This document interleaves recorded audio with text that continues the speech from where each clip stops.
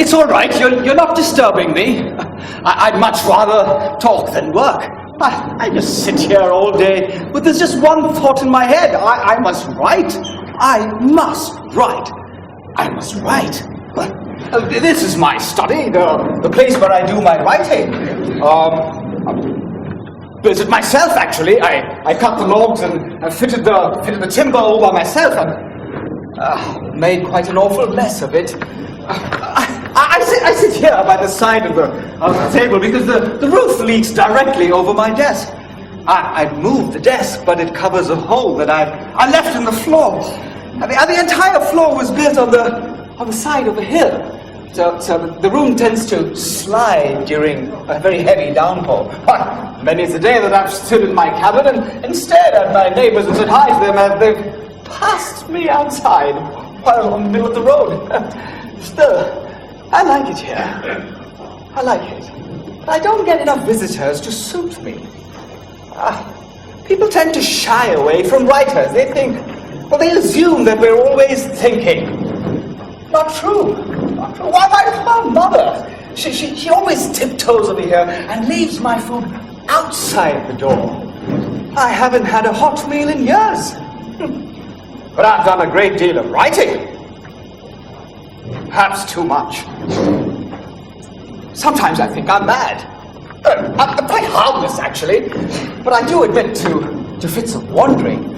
I've had many conversations where I hear nothing, but I see the silent movement of lips, and all the time, and I'm wondering, he would make a wonderful character for a story, that one.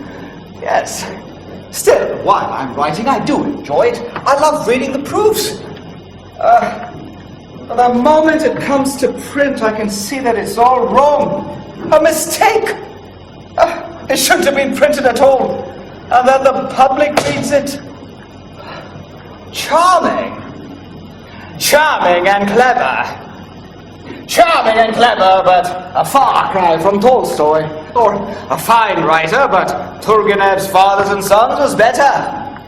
And so it will be, till my dying day. Charming and clever. Charming and clever. And when I die, my friends will pass by my grave and say, "Hey, there lies so-and-so, a fine writer. But Turgenev was better." Sometimes I wonder, before all of you came here, I was just thinking to myself, what would I do if I just gave this all up one day? What would I do instead? You know, I never freely admitted this to anyone before, but seeing you here in this theater tonight, I would like to admit to you what I would have really loved to do. And as a child, I always,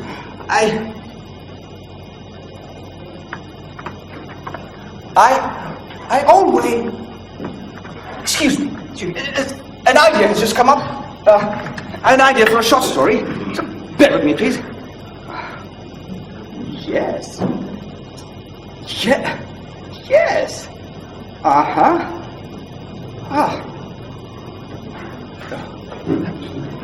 So, sorry, what were we discussing just a minute ago? Oh, no matter. Doesn't matter. My thoughts are just consumed with this new story. See if you can put your minds around this. Consider the predicament of a governess who looks after the children of a well-to-do family. Believe me, it's not my interest to paint life any harsher than it is. But some of us are indeed trapped.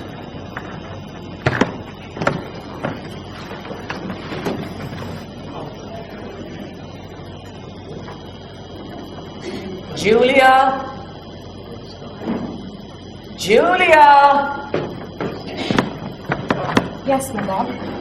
Look at me, child. Pick your head up.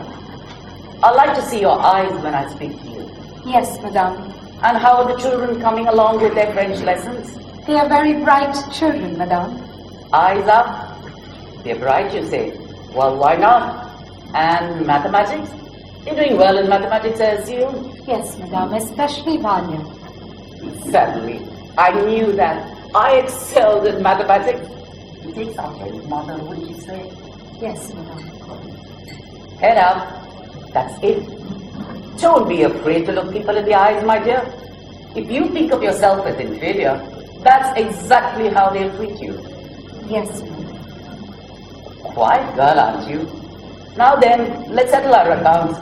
I assume you must need some money, although you never asked me for it yourself. Let's see now. We agreed on 30 rubles a month, did we not? 40, ma'am. No, 30. I made a note of it. I always pay my governesses 30. Who told you 40? You did, ma'am. I spoke to no one else concerning money. Impossible. Maybe you thought you heard 40 when I said 30? If you kept your head up, that would never happen. Now look at me and I'll say it again clearly. 30 rubles a month. Yes, ma'am. That's settled. And you've been here 2 months exactly? 2 months and 5 days, ma'am. No, exactly 2 months. I made a note of it. You should keep books like I do. Then we wouldn't have these controversies. So we have 2 months at 30 rubles a month. Comes to 60, correct? Yes, ma'am.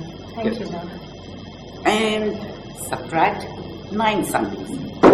We did agree to subtract Sundays, didn't we? No, ma'am. Eyes. Certainly we did. I always subtract Sundays. I didn't bother to make a note of it because I always do it. Don't you recall when I said we'll subtract Sundays? No. Think. No, ma'am. You weren't thinking. Your eyes were wandering. Look at me straight and look hard. Do you remember now? Yes. I didn't hear you, Julia. Yes, ma'am. Good girl. I was sure you'd remember. Plus 3 holidays, correct? 2, ma'am. Christmas and New Year's. And your birthday, that's 3, correct? But I worked on my birthday, ma'am. Really? You didn't have to. My governesses never worked on their birthdays. I did work, ma'am. That's not a satisfactory answer, Julia. We're discussing financial matters now. However, I will agree to count only 2 holidays if you insist. Do you insist? I did work, ma'am. Then you do insist? No, ma'am. Good. That's settled. 3 holidays, therefore, we'll take off 12 rupees. So, then, we're settled on that? Then 4 days, little Kolya was ill, and we deducted that. You remember? I did give lessons to Vanya, ma'am. But I engaged you to give lessons to 2 children, not 1. You think I should pay you in full for doing only half the work? No, ma'am. Oh, that's good. We'll deduct that. Then 3 days, you had a toothache, and my husband gave you permission not to work after lunch, correct? After 4, ma'am. I worked until 4. I have it here. Did not work after lunch. So what do you say to that? We finished lunch at 2, not at 4, correct? Yes, ma'am, but That's another 7 rubles. Let me make a note of it. That's it. Now, on the 4th of January, you broke a teacup and a saucer, is that true? just a saucer, ma'am. What good is a teacup without a saucer? Another 2 rubles. Now, 12 and 7, 19, subtract, that leaves 41 rubles. Now then, on the 9th of January, Kolya climbed the tree and tore his jacket. I forbid him to do so, ma'am. But he didn't listen, did he? That's 10 rubles. 14th of January, Vanya's shoes were stolen. By the maid, ma'am. You discharged her yourself. But you get paid good money to watch everything. I made that clear to you on our first meeting. Perhaps you weren't listening? Were you listening that day, Julia, or was your head in the clouds? Yes, ma'am. Your head was in the clouds? No, ma'am. I was listening. Good girl. Then that's another 5 rubles. Oh, it says here on the 16th of January, I gave you 10 rubles. You did. But I made a note of it. Why would I make a note of it if I didn't give it to you? I don't know, ma'am. That's not a satisfactory answer, Julia. Why would I make a note of giving you 10 rubles when in fact I did not? No answer? Then I must have given it to you, mustn't I? You say so, ma'am. Certainly I say so. That's the point of this little talk, so we can clear all these matters up. What is it, Julia? Tears? Are you crying? Has something made you unhappy, Julia? Yes. Please tell me. I can't bear to see you like this. It pains me. What is it? Only once since I've been here have I ever been given any money. And that was by your husband. On my birthday, he gave me 3 rubles. Really? But there's no note of it in the book. I'll put it down, 3 rubles. So now, after subtracting 27 from 41, we have 14 rubles. We take off another 3. That leaves us 11 rubles. Do you want to check my figures? There's no need to, ma'am. Okay, we're settled then. Your salary for 2 months, 11 rubles. Count it. It's not necessary, ma'am. Come. Let's keep the record straight. Count it. 1, 2, 3, 4, 5, 6, 7, 8, 9, 10. There's only 10, ma'am. Are you sure? Possibly you dropped one. Look on the floor. See if it's a coin. Didn't drop any, ma'am. I'm quite sure. Well, it's not on my table. And I know I gave you 11 rubles. Look on the floor. It's all right, ma'am. 10 rubles will be fine. Well, keep 10 for now. And if we don't find it later on the floor, we'll discuss it again next month. Yes, ma'am. Thank you, ma'am. You are very kind, ma'am. Julia, come back here. Why did you just thank me? For the money, ma'am. For the money? But don't you see what I've done? I've cheated you. I've robbed you. There were no such notes in this book. I made up whatever came into my head. Instead of the 80 rubles I owe you, I gave you only 10. I've actually stolen from you, and still you thank me. Why? In all the other places that I worked, they didn't give me anything at all. Then they cheated you even worse than I did. I was playing a little trick on you, a cruel lesson just to teach you. You are much too trusting, and in this world that can be very dangerous. I'm going to give you the entire 80 rubles. It's all ready for you. The rest is in this envelope. Take it. As you wish, ma'am. Julia, is it possible to be so spineless? Why don't you protest? Why don't you speak up? Why don't you cry out at this cruel and unjust treatment? Is it possible to be so guileless, so innocent? Pardon me for being blunt. Such a simpleton. Yes, ma'am. It is possible.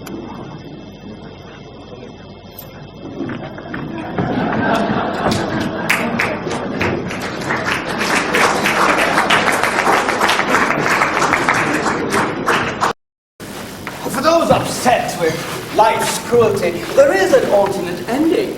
Yes, but Julia was so enraged with the treatment that she quit her job immediately, went home to her father and mother, paid the lottery, and she won 5 million rubles.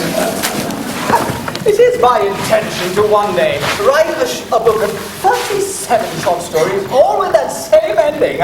I do love it so. Oh, the night air is so refreshing.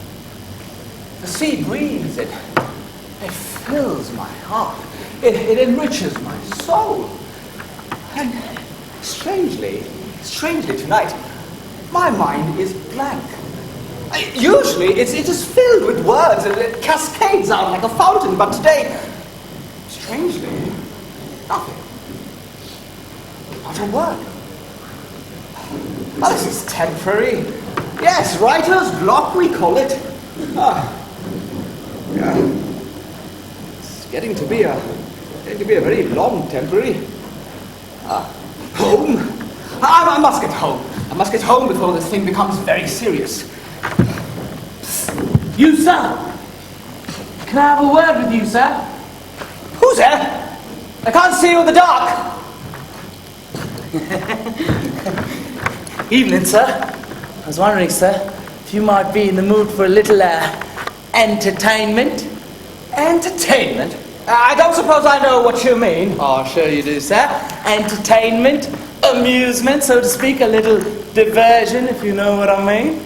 I know exactly what you mean, and I'm not the least bit interested. You should know better than to make such a proposal to a gentleman. Oh, sir, but this is a once-in-a-lifetime offer. Aren't you a tiny bit curious? Curiosity is the very nature of my profession, but I try to keep it morally alienating. Now, if you'll excuse me. Perhaps you're right, sir. On second thought, this may be too much for a gentleman of your sensitivity. Oh, wait. Got you that last one, didn't I? No. Mind you, I'm just asking, what is this entertainment you speak of? Well, sir, I was wondering, sir, how would you like to see a drowned man? I beg your pardon? A drowned man, sir, a man with his lungs filled up with salt water and stone dead from drowning. How much would you pay to see that? Pay? Pay to see a drowned man? You're insane! Why would I want to see a drowned man? What's the point in seeing a man who is drowned? You're mad! Get away from here! 3 rubles, sir. 3 rubles is all it'll cost you to see a man before he's in the water, and then in the agonizing act of drowning, and finally, the grand finale, a man drowned, rest his soul. What are you saying? That the man isn't drowned yet, that he is alive and well? Oh, not only alive and well, sir, but dry as a bone and standing before you. I am the drowned man. You? You are going to drown yourself for 3 rubles. You expect me to pay for your own suicide? You're insane. Oh, no, sir. You've got it all wrong. I don't actually drown. I impersonate a drowned man. I jump into the water, splash around a little bit, flail my arms, go bobble, bobble, bobble, and then come up with my head down all puffy-like, so I send a chill up your spine. 3 rubles for individual performances, special rates for groups. Show starts in 2 minutes, sir. I don't believe I'm actually standing here discussing the price of admission to a drowning. Oh, no, sir, you've got it all wrong. This isn't some cheap thrill. This is a rich tableau filled with social implications. A drama, not tragic, but ironical in view of its comic features. Comic? What's comic about it? Oh, well, I puff out my cheeks, I bulge out my eyes, and I make a high squealy voice, sir. It sounds like a pig squealing, sir, and I'm the only one at the waterfront that can do it. Do you think I'm actually going to pay to hear an underwater pig squealer? Sir, you're missing the whole point. This is a social drama. I can't believe this. I can't believe I'm actually standing here discussing this nonsense. No, sir. You know what, sir? You better make up your mind, because in 5 minutes, that restaurant over there, it's going to throw its garbage in the water, and then it gets all messy. You know, I have my pride. Your pride? To hell with your pride! It doesn't prevent you from making your living imitating a deceased swimmer. You sure know how to strike a man at his vulnerable point, sir. That was cruel. I'm sorry, I didn't mean to be cruel. Sir, you missed the finer points to my profession. Have you seen a coal miner at the end of the day? Filth and grit all over his skin, soot up to his nostrils, and blood grit in his third teeth. It's disgusting, sir. Or a barber who goes back home at night, with the cuttings of other people's hair in his hands, and it gets in his bread and his soup. It's nauseating, sir. Do you know where the surgeon puts his finger? Oh, please! Or a farmer his feet, sir. Everyone who works eventually touches something filthy. Whereas I deal with water. Water's wet. It's clean. It's purifying, you see. When I go back home, I don't have to take a bath because, hey, I've already done it. Can you say the same, sir? Do you think I'm actually going to discuss my toilet habits with you? God, you're infuriating. Oh, there must be a carriage around here. A cabby! Cabby! You'll regret it, sir. You'll be back one day, bored to death, praying paying for a good drowning, and I'll be gone. This is my last week here. Next week I'm in Yalta. Well, there's a police officer. Now, if you don't leave me alone, I'll have you arrested for soliciting. I'm not soliciting. I am the maritime entertainment business. Drowning is not maritime entertainment! You're nothing but a waterfront lunatic! Officer! Officer! All right, sir, I'm going. But I'll tell you one thing. The drowning business isn't what it used to be. Officer! Can I help you, sir? Sir, there's a man there, sir, on the docks over there. He's been pestering me all evening. I wouldn't be surprised if he's deranged. Oh, there are a lot of bad characters around the docks at night, sir. Gentlemen like you shouldn't be wandering around. What was he pestering you about? You'd find this really strange, but he wanted to charge me 3 rubles to watch him drown. Strange. It's outright thievery. It's not worth more than 60 kopecks, sir. Why, you can get as fine a drowning as you'd like to see and not pay a penny more. 3 rubles. What nerve? I don't think you're getting the point, sir. Well, there are 2 brothers on the next pier for 1 ruble each. They'll act out a double drowning. You need to bargain with these men, sir. Get your money's worth. No, it's not a question of money. Why, just the other day, right over there, 14 men acted out a shipwreck for 3 rubles. For on a good day for 10 rubles, you can get an entire navy going down. 60 kopecks is all I'd pay for it, sir. Stick to your price. And have a nice evening. It's here. It's finally come. The day the world has gone entirely mad has finally arrived. I see the officer's gone, sir. What'd you tell him? Tell him! I told him the truth! That you're mentally deranged! Unfortunately, he's more mentally deranged than you! Still, sir, I'm really glad you didn't get me into any sort of trouble. So, in gratitude, I'm going to bring my price down to an all-time low of 80 kopecks. 80? 80, you thief! You ungrateful, wretched thief! I won't pay you more than 60 kopecks for a drowning? But where's my profit? 40 kopecks goes to my towels, and another 40 kopecks goes to the guy who fishes me out. I mean, what's the point? I'd be losing money on it. I might as well stay under. You can't cheat me, sir. 60 kopecks for the drowning, take it or leave it. Oh, you're a hard man, sir. You're a hard man. 60 kopecks it is.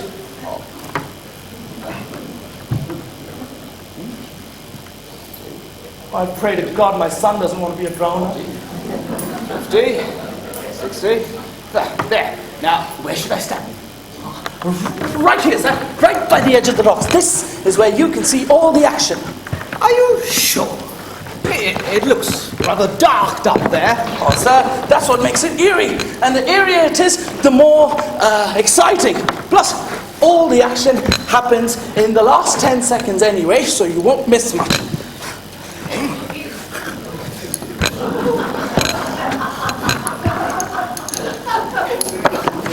All right, sir. Are you ready?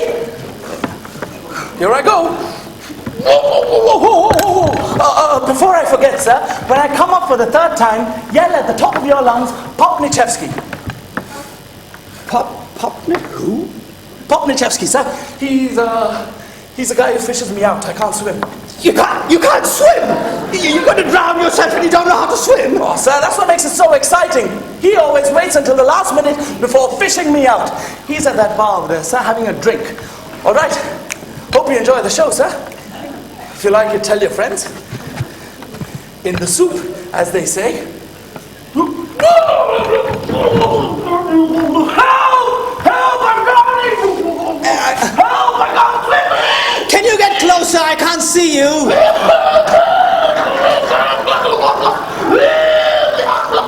Oh, good!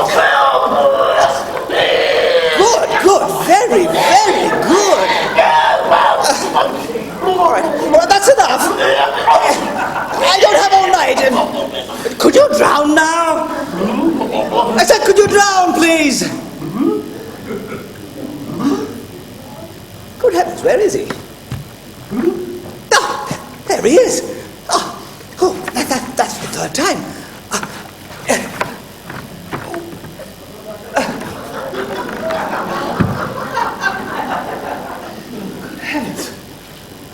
What's the fellow's name?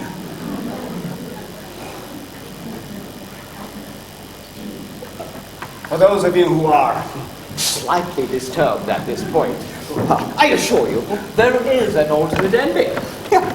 What was that fellow's name?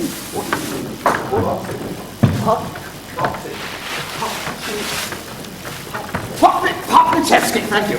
Thank you. I wish I... Popnichevsky did pop out of that bog just at the right time, jumped into the icy cold water, saved the poor sailor.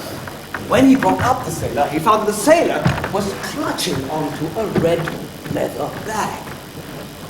When they opened the bag, they found 5 million rubles, which they spent on a lot of wine and a lot of women.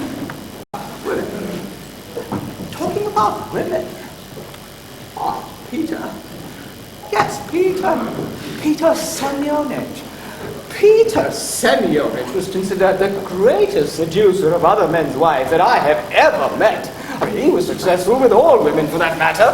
But there was a particular challenge about beautiful women married to prominent, rich, successful men. I could never do him justice. Let him tell you in his own words. If I may say so myself, I am the greatest seducer of other men's wives that I have ever met. I say this not boastfully, but as a matter of record. Why, the staggering figures speak for themselves. For those men interested in pursuing this highly satisfying but often dangerous game, I urge you, take out pen and paper and start taking notes. I am about to reveal my method.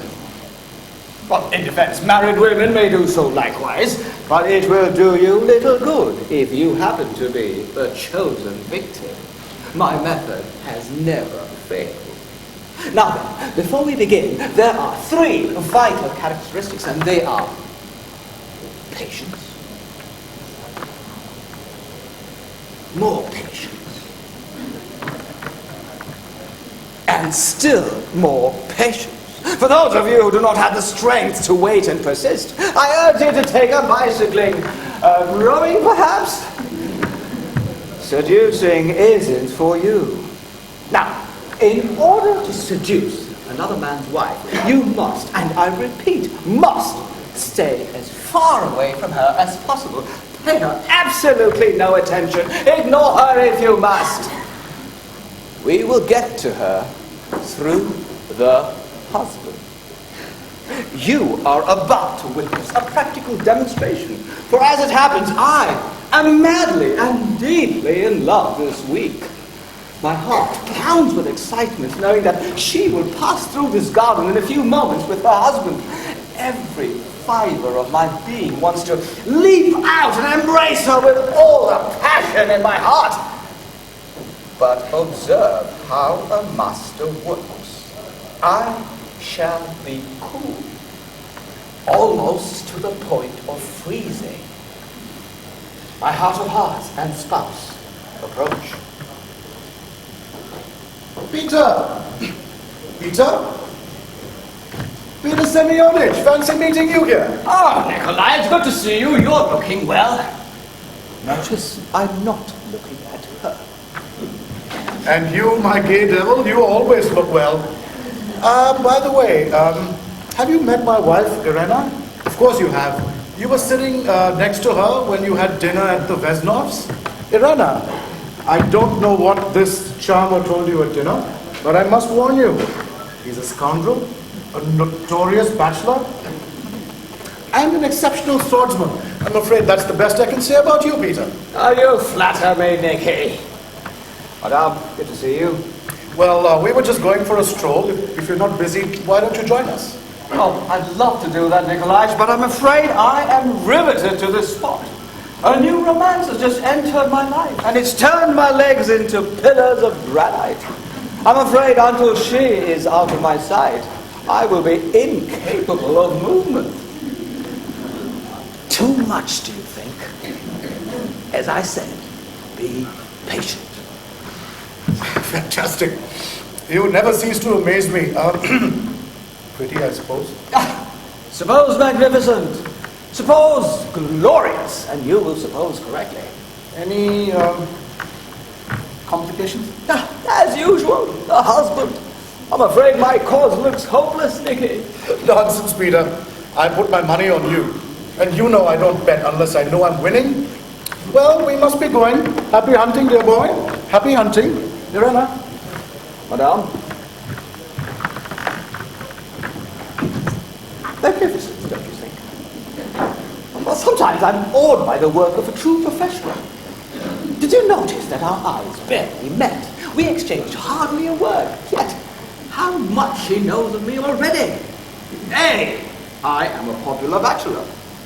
B, a man in love, always titillating to romantic women. C, a gifted sportsman, makes a wonderful contrast to her sedentary husband. And D, this is most important, a dangerous man with the ladies. Quite frankly, I think she's quite disgusted at this point. Because A, I am a braggart and a scoundrel. B, because I'm shamelessly frank as to my intentions. And C, she thinks that she is not the one that I'm interested in. Forgive me if I'm slightly taken up by my own deviousness.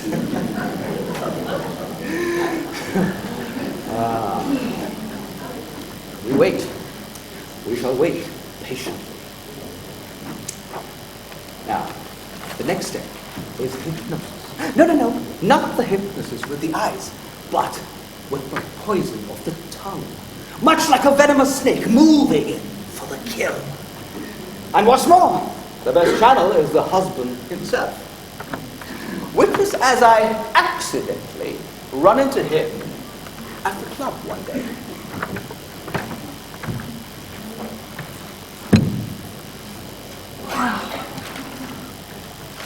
Peter! You're looking glum. I take it your little pursuit isn't going very well. Is it that obvious? I'm doomed, Nicky.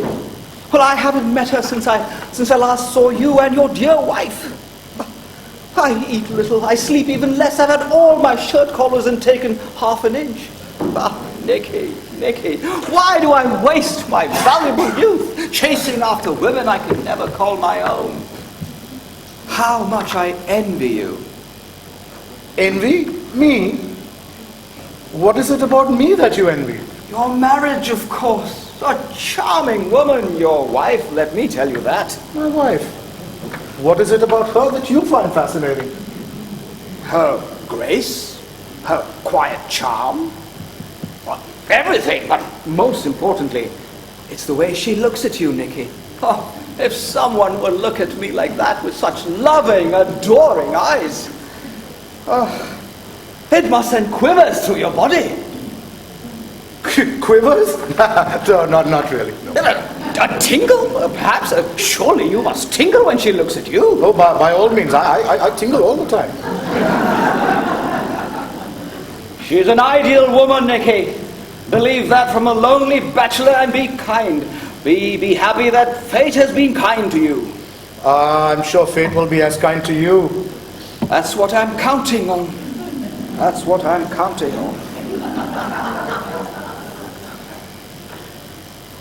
Oh, good heavens. I'm late for my doctor's appointment. Doctor, what's he treating you for? Melancholia.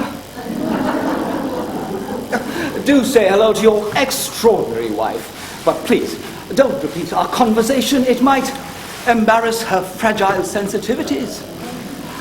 Where is the woman for me? I know where. The only question is, how soon will she be mine? There is work to be done, but not by me. That is left to my aide and accomplice.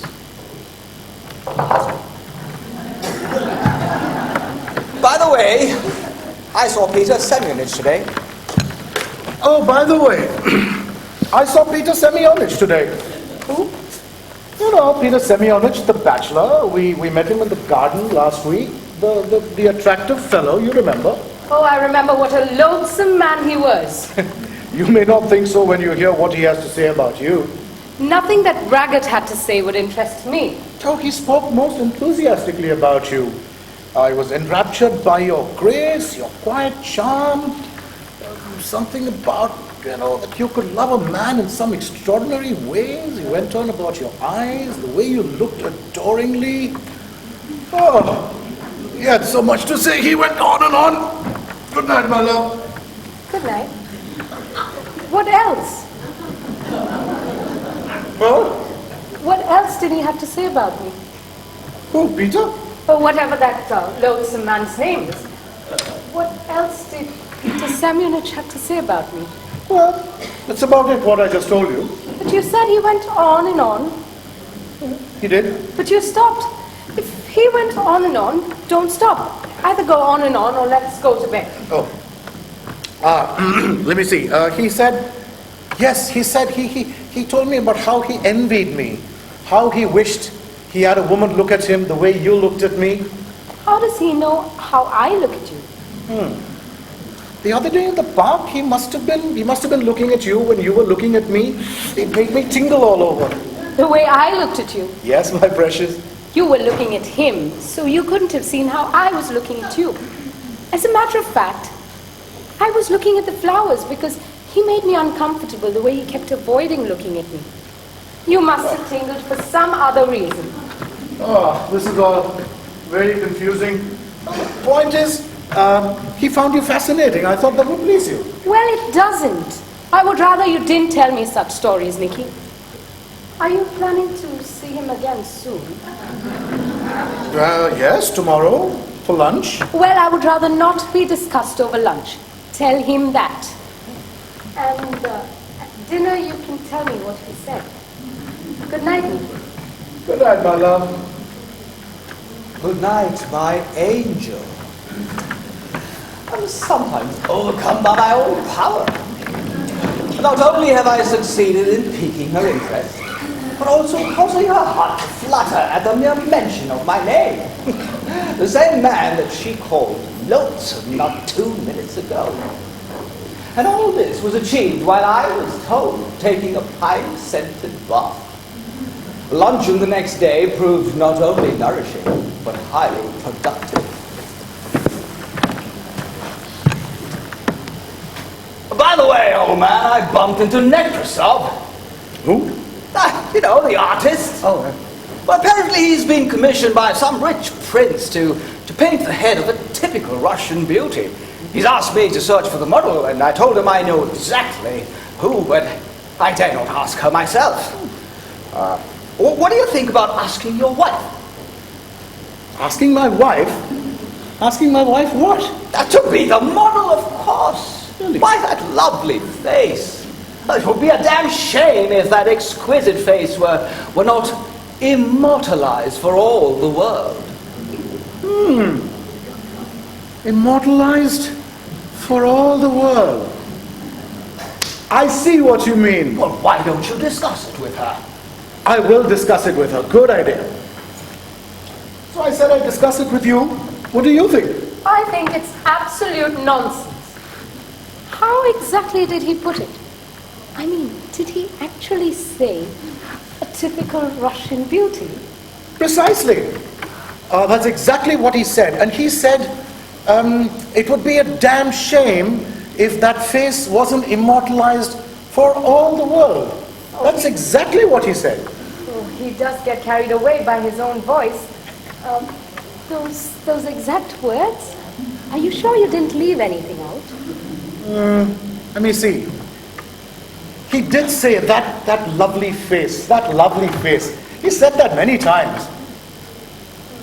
He does go on, doesn't he? How many times did he say it? Once? Twice? What? Oh, let me think. I can't remember. Oh, it's not important, Nicky. However, I do wish you'd write these things down in future. Have you seen me here? Have you heard me speak to her? Has any correspondence passed between us? No, my dear pupils. And yet she hangs on to my every word uttered by her husband. Awesome, isn't it? Well, we apply this treatment 2 to 3 weeks. Her resistance is weakening. Weakening. Weakening.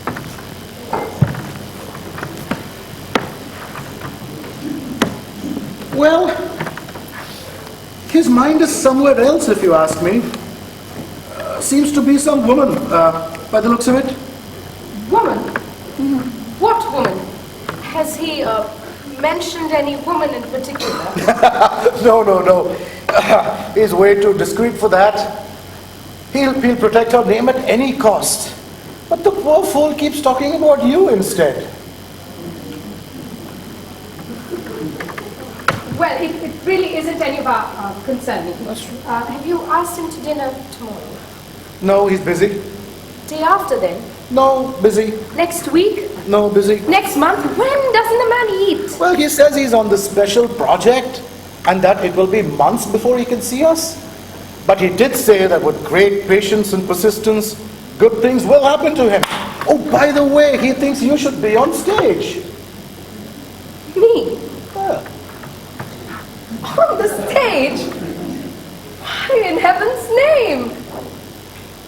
Well, let me see what he said. Oh, wait a minute. I don't want to misquote it. Take your time. Try to get it as accurately as possible.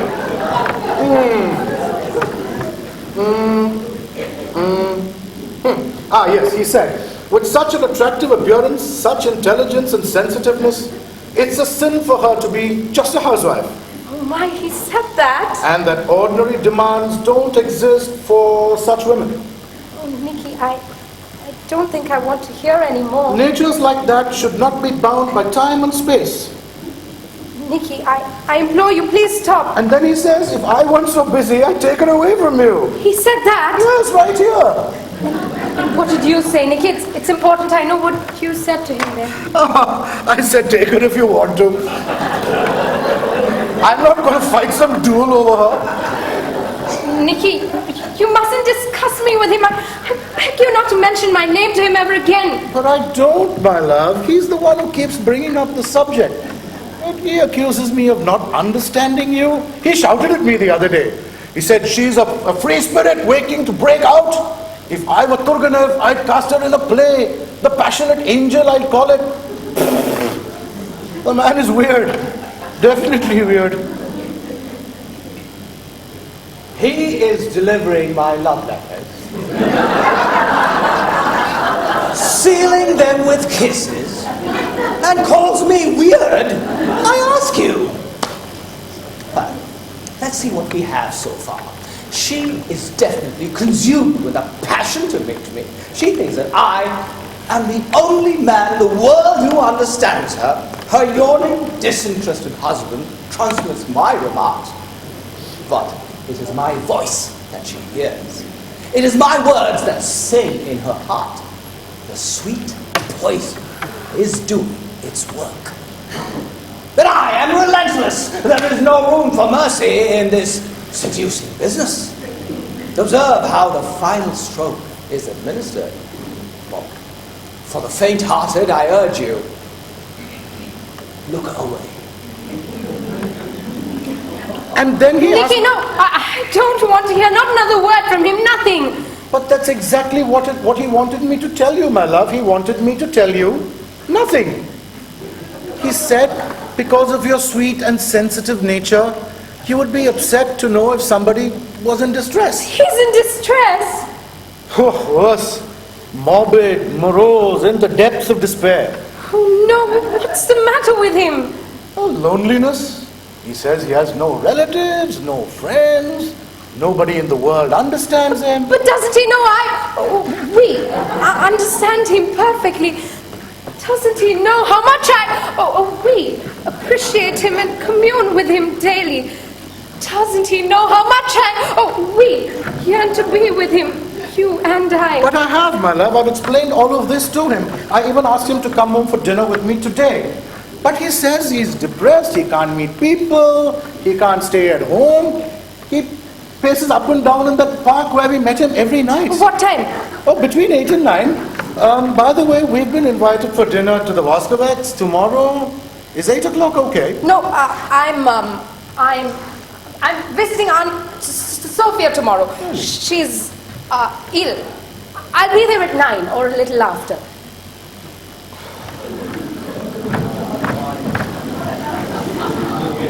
Please, no applause. I really couldn't have done this by myself. I owe the entire success to my friend and collaborator, her husband. He wooed her so successfully that there is no carriage fast enough to bring her into my arms. She ran all the way, observe. And now for the conclusion. I urge you to busy yourselves with your programs and such. The next few minutes are private, and I am, after all, a gentleman. My love, my sweet young love. No, not a word. Not a sound, please. I couldn't bear it.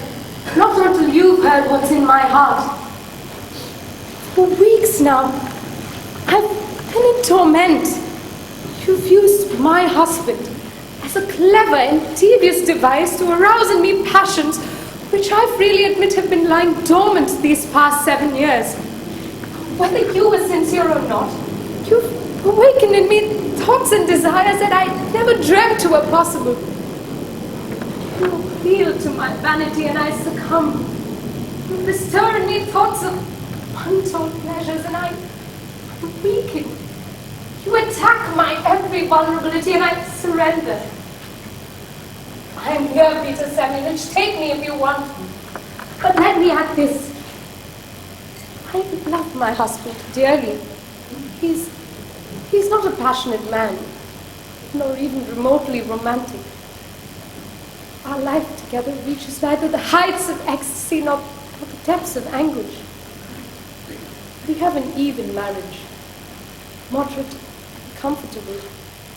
And in accepting this condition and full measure of his devoted love, I have been happy.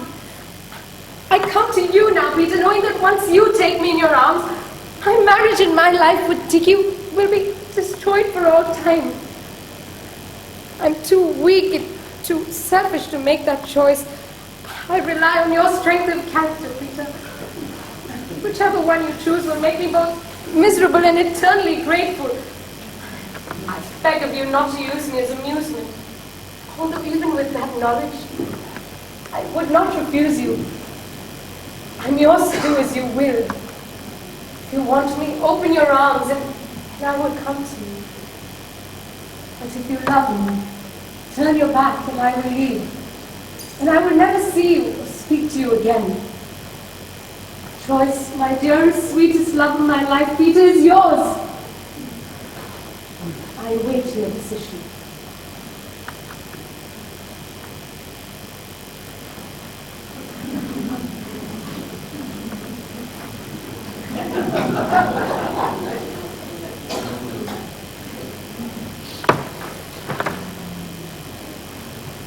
God bless you, Peter Semyonovich. May life bring you the happiness that you've just brought me.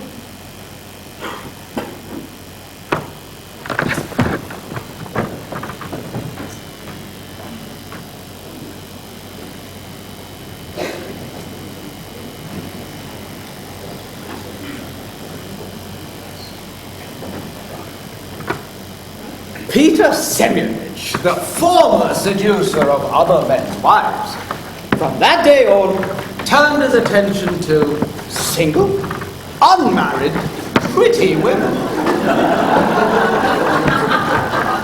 Until the day he finally found the woman of his dreams, and the confirmed bachelor was happily married.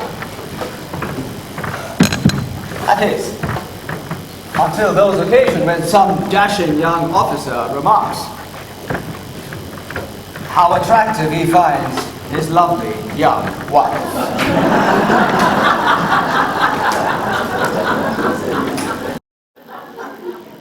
Well, you laugh. Laughter, they say, is this one faculty that distinguishes us from the lower beings of life. Well, when we examine the reasons for which we laugh, we come across many reasons, and pain, for example, well, pain is no laughing matter, I assure you. But there's something amusing about a man with an excruciating agony from a tooth that has a huge abscess that has swollen his jaw to the size of an orange. It's funny. No, not so. No, not at all. But, bear with me. In the village of Astenko, where they had nothing in terms of entertainment, a man with a toothache can tickle their ribs for weeks. Oh, well, certainly Father Sergei von Miglasov didn't think that way. Yet as he made his way through the streets of Astenko, his moans and groans won him more chuckles and sympathy. Would they find it even more amusing to know that the good doctor who usually performs the extraction of such angry teeth was away at the wedding of his daughter and had left his surgery in the able hands of his medical assistant, Kulyatin, an eager medical student, but however, alas, for the poor priest, an inexperienced one.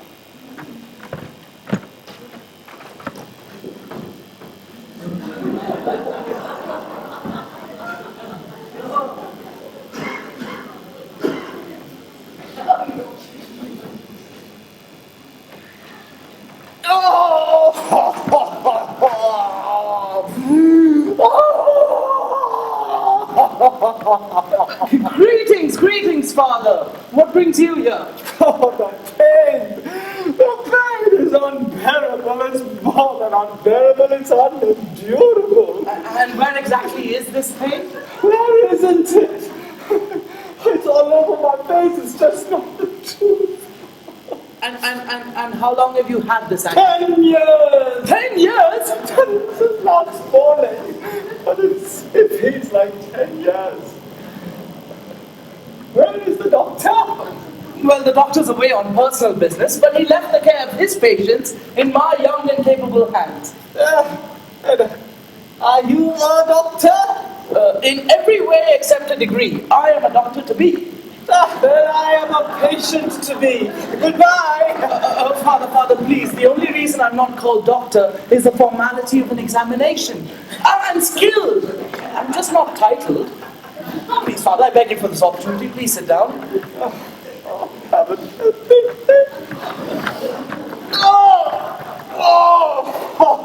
Even sitting down hurts. No doubt the nerve is inflamed. Once removed, the pain will cease to be. You're going to remove my nerves? No. The tooth connected to the nerve. It's a simple matter of surgery. All right, let's take a look.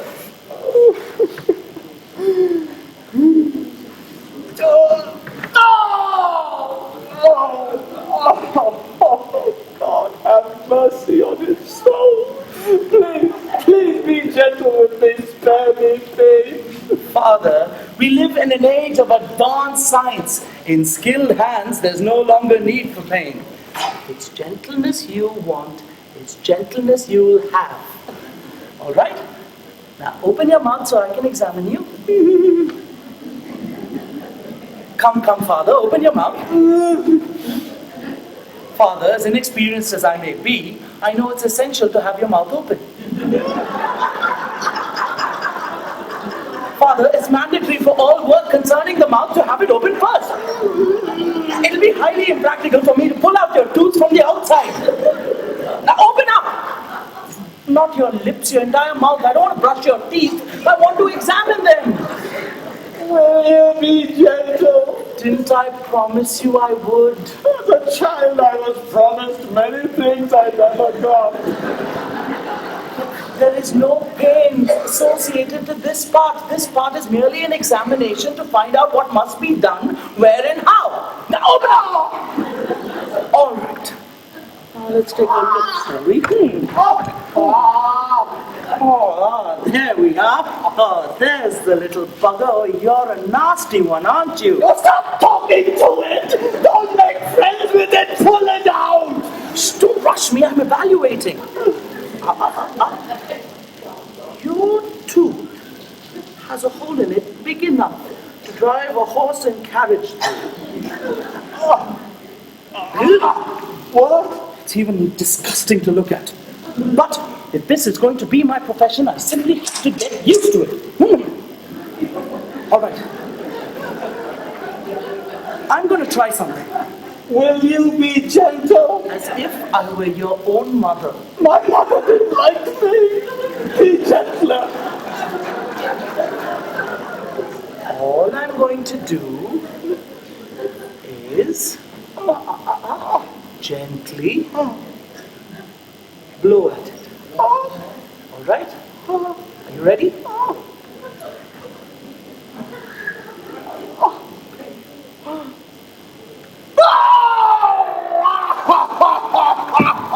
I have some information for you, Father. That nerve is exposed. Is this how far science has advanced? Blowing on teeth! Oh, it's still inconclusive. A lot more study needs to be done in the field. Do you have any idea how much goes on the temperature for the doctor's breath?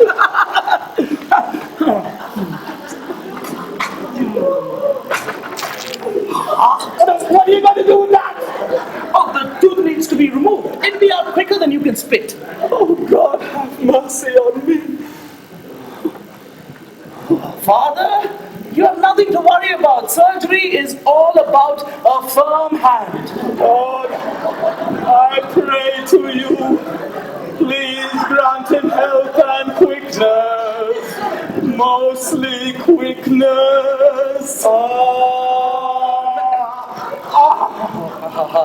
There we go. Some teeth give you trouble, I admit, but that's because they have deep roots. I hope you prayed for shallow roots. All right. Don't grab my hand. Please, Father, let go of my hand. Let go of my hand. All right.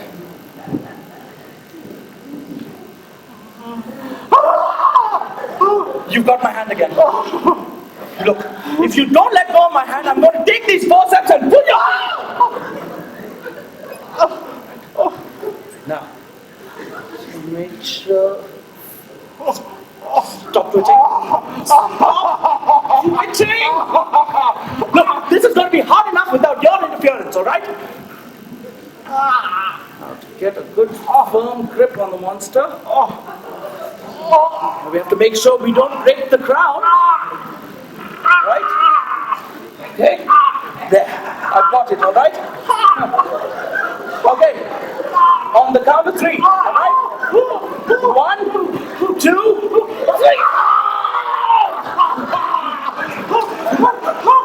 1, 2, 3. 1, 3.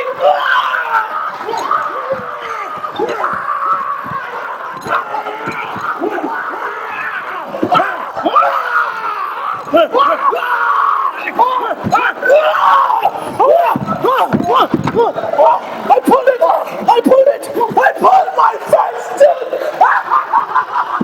You pulled it, all right! I pull you like that into the next one! Uh-oh! What is it? I knew it. The crown broke. The roots are still in there. Oh, what a mess this is going to be. I told you not to twitch. You butcher, you carpenter, you're God's vengeance for my sins. Compared to you, the toothache was a joy. You ignorant peasant! The only thing harder than the roots in your mouth are the brains in your head. this chair. We haven't finished this. Stay away from me, sorcerer. If you put your fingers into my mouth, that'll be the first solid food I eat this week. You're not going anywhere until those rules come out. It's a matter of professional pride.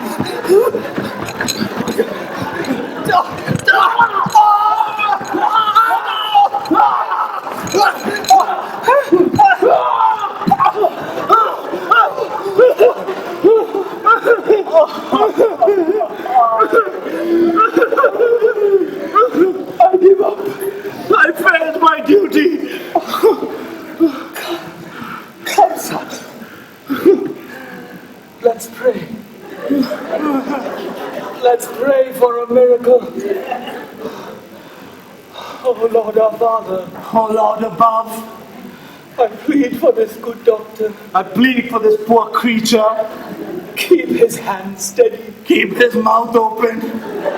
Don't let him falter. Don't let him bite me. This is my body. Let him treat it gently. Are you quite finished? This is my blood. See that he doesn't spill it freely. All right, that's enough. Oh, Father, forgive him, for he knows not what he does. Hail Mary. Hail Mary. Hail Mary. It is finished.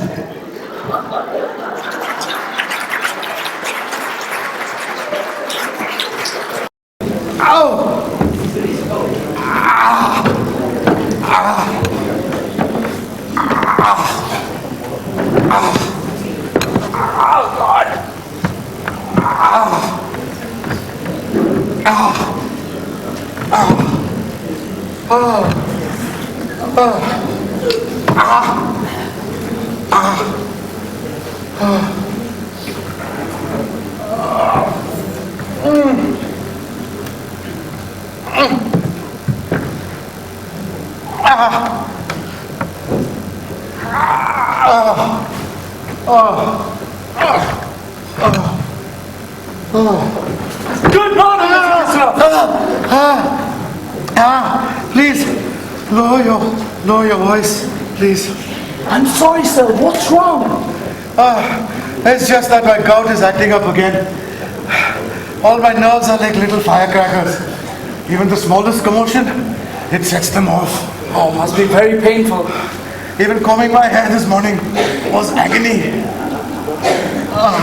Mr. Kisnov, What is it? Check in. there's a woman here and she wants to meet you. We really can't make head or tail out of her story, but she insists on seeing the general manager. But if you're not feeling well, I could... No. The matters of the bank are more important than these minor ailments. Show her in, but quietly. All right.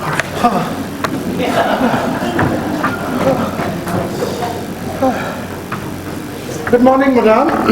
I must apologize for not standing up. As you can see, I'm somewhat inconvenienced.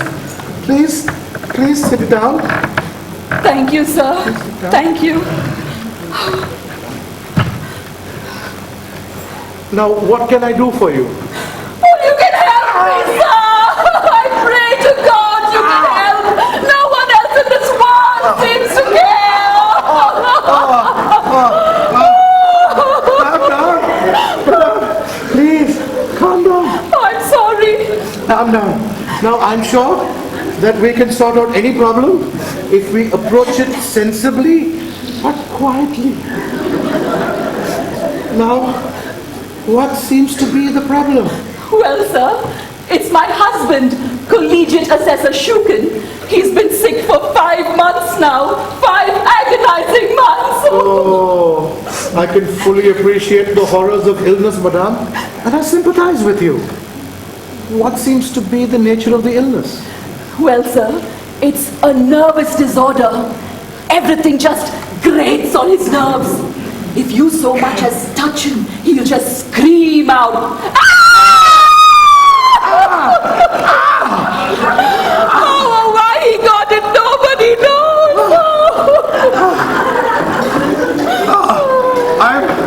I'm beginning to get an inkling. Please go on, but a little less descriptively if possible. Well, sir, while the poor man was lying in bed... You're not going to scream again, are you? Not that I don't have cause. While he was lying in bed these 5 months recuperating, he was dismissed from his job for no reason at all. Oh, well that's a pity. But I don't see the connection with our bank, Madam. You don't know how I've suffered during his illness. I nursed him from morning to night, doctored him from night to morning, besides cleaning my house, taking care of my children, feeding our dog, our cat, our goat, my sister's bird who was sick. The bird was sick? My sister! She gets dizzy spells. She's been dizzy a month now and she's getting dizzier every day. That's extraordinary. However, I had to take care of her children and her house and her cat and her goat, and then her bird bit one of my children. So our cat bit her bird. So my oldest daughter, the one with the broken arm, drowned my sister's cat. And now my sister wants my goat in exchange, or else she said she'll either drown my cat or break my oldest daughter's other arm. Oh, Madam. Oh, Madam, you certainly seem to have your pack of trouble. And then, when I went to collect my husband's pay, they deducted 24 rubles and 36 kopecks. For what, I asked? Because they said he borrowed it from the employees' fund. But that's impossible. He could never borrow without my approval. I'd break his arm. Not while he was sick, of course. I don't have the strength myself, sir. I'm not well, you see. I have this racking cough. That's a terrible thing to hear.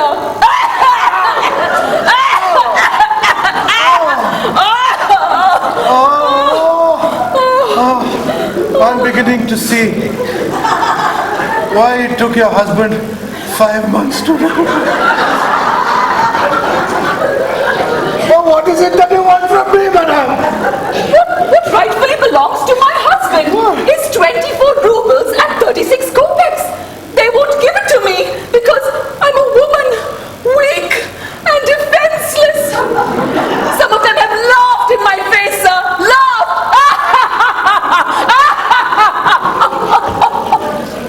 Where's the humor, I ask you, in a poor, defenseless creature like myself? No humor at all. No humor at all. Now listen to me carefully, Madam.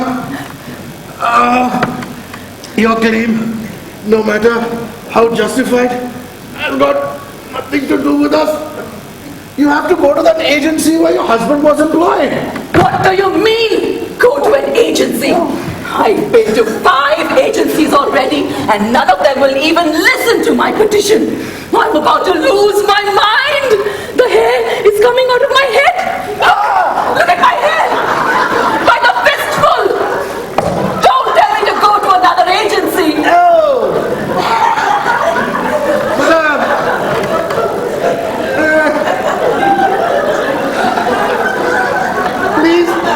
Please put your hair back in its place.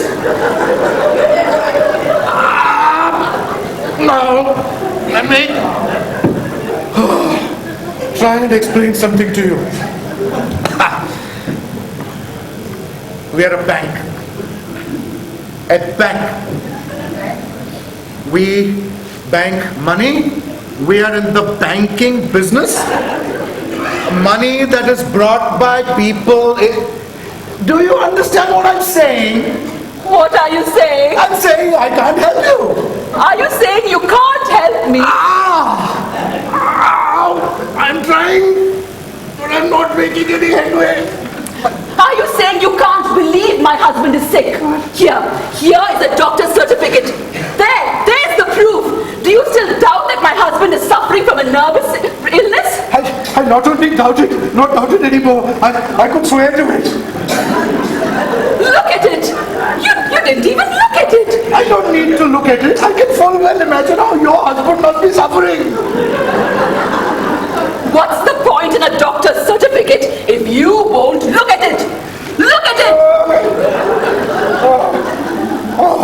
Yes, sir. I see your husband is sick. It's right here on the certificate. Well, you certainly got a good case, madam, but you've come to the wrong place. Oh, I'm getting excited. You lied to me. I took you as a man of your word, and you lied to me. I lied? When? When you said you read the doctor's certificate. You couldn't have read the description of my husband's illness without seeing that he's been fired unjustly. Oh, don't take advantage of me just because I'm a weak, defenseless woman. Do me the simple courtesy of reading the doctor's certificate. That's all I ask. Read it, and then I'll go. But I already read it. Why do I need to read it twice when I've already read it once? You didn't read it carefully. I read it in great detail. Then you read it too fast. Read it slower. I don't need to read it slower. I'm a fast reader. Maybe you didn't absorb it. Let it sink in this time. I read it.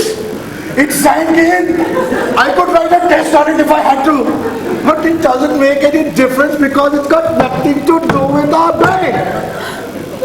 Did you read the part where it says he has a nervous disorder? Read that part again and see if I'm wrong. That part?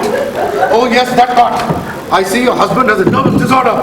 My, how terrible. I can't help you now. Go. Oh, I'm sorry, Your Excellency. I hope I haven't caused you any pain. Oh, my leg. Oh, my leg.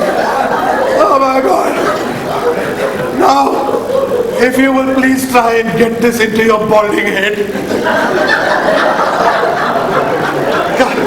Coming to us with a claim like this is like going to the butcher's for a haircut. But you can't get a haircut in a butcher shop. Why would anyone go to a butcher shop for a haircut? Are you laughing at me? Laughing? I'm barely breathing. What's happening? Did I tell you that I'm fasting? I haven't eaten in 3 days now. I want to eat, but nothing stays down. I've had the same cup of coffee 3 times today. What's happening? Oh, I'm skin and bones. I faint at the least provocation. Watch.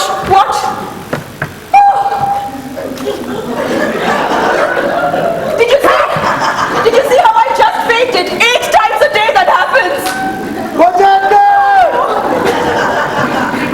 Yes, Mr. Kishlov. What's wrong? Get her out of here! Who let her in my office? You did, sir. You asked me and told me to show her in. I thought you meant some human being, not a lunatic with a certificate. He wouldn't even read it. I gave it to him. He threw it back in my face. Oh, you look like a kind man. Have pity on me. You read it and see if my husband is sick or not. I read it, ma'am, twice. I had to read it twice too. In fact, we all read it. You showed it to everyone, even the doorman. You just looked at it. You didn't read it. Read it, what's happening? Don't argue, just read it.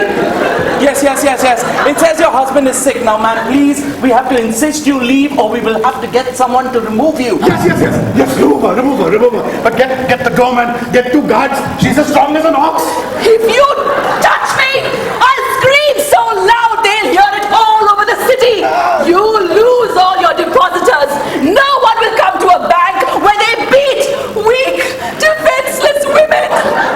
Oh, I think I'm about to faint again. Weak, defenseless. You are as weak as a raging rhinoceros. You are as defenseless as the king of the jungle. You're a plague, madame, a plague that wipes out everything in its path. You're like a raging river that washes over homes. You're like that wind that washes villages over mountains. It's women like you that drive men like me to have conditions like that husband of yours.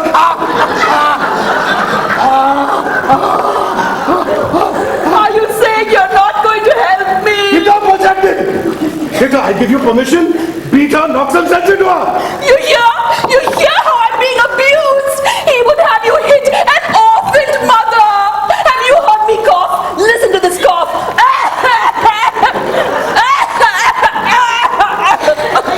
Yes, ma'am, if we could just discuss this in my office. Oh, get your hands off me! Help! I'm being beaten, oh merciful God! They're beating me! I'm not beating you, I was just holding your arm. Beat her, you fool.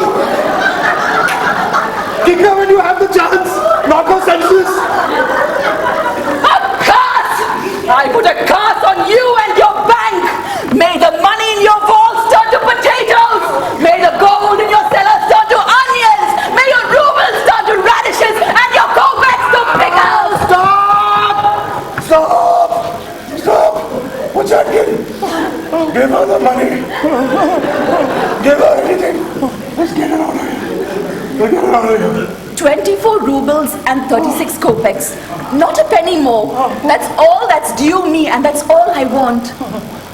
Follow me, ma'am. I'll get you your money. And another ruble to get me back home.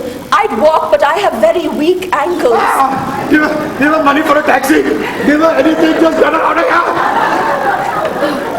here. You're a good man. God bless you, sir. I remove the curse.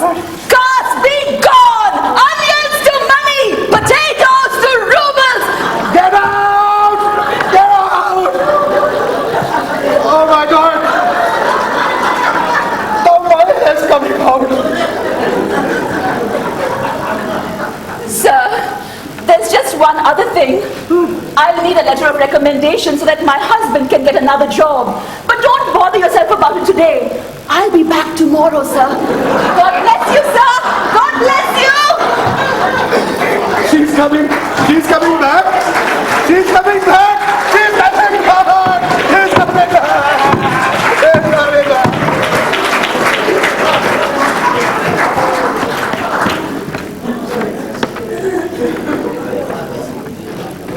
Well, I'm glad that you enjoyed that portrayal of that defenseless creature. What were we talking about? Right at the beginning, before the first story, the Governess. Oh, yes, we were talking about what I was about to tell you. What I would have loved to do with my life. Yes, as a small child,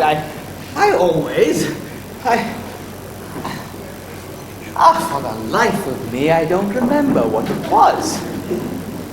No matter. Well, I'm so glad that you stepped by my cabin today, and I hope you had a nice time. Good night.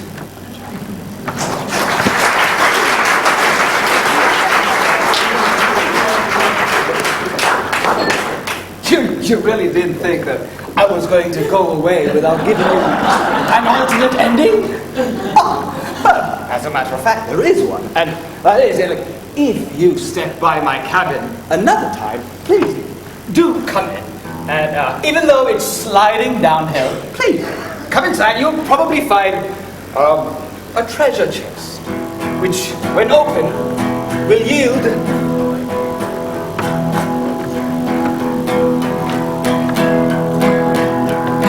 $5 million rubles. 5 million rubles. When life gets you down, you can turn it around with 5 million rubles. There once was a maid, she was smart. She took playing meek to an art. For good mistress, she called her mistress. How cleverly she played her part, and she won 5 million rubles. 5 million rubles. a girl in distress. She called her mistress. 5 million rubles. Once was a maritime entertainer. He was a dockyard drowner. In the soup did he dive and came out alive. Thanks to Poplachevsky, the swimmer. 5 million rubles. 5 million rubles. In the soup did he dive and he came out alive. 5 million rubles. There once was a snake, old Samuelitch, preyed on my 7-year itch. My simpleton spouse was used by that louse. I'm gonna kill the son of a 5 million rubles. 5 million rubles. My simpleton spouse was used by that louse. 5 million rubles. Now there was a doctor to be, a priest had misfortune to see. He pulled out the crown, he left the roots hanging around. That's how he got his degree. And he got 5 million rubles. 5 million rubles. He pulled out the crown, left my roots hanging around. 5 million with gout. A woman who can scream and shout. I wanted my due. I can faint right on cue. What's that kid, get around before she wants 5 million rubles. 5 million rubles. I wanted my due. I can faint right on cue. 5 million rubles. You don't know what it's to be director. Get all these guys in character. Prima donnas with mojo and lines that they don't know. Thank God I'm not doing Shakespeare. Where's my 5 million rubles? Give him his 5 million rubles. I don't like the mojo with lines that we don't know. 5 million rubles. 5 million rubles. 5 million rubles. When life gets you down,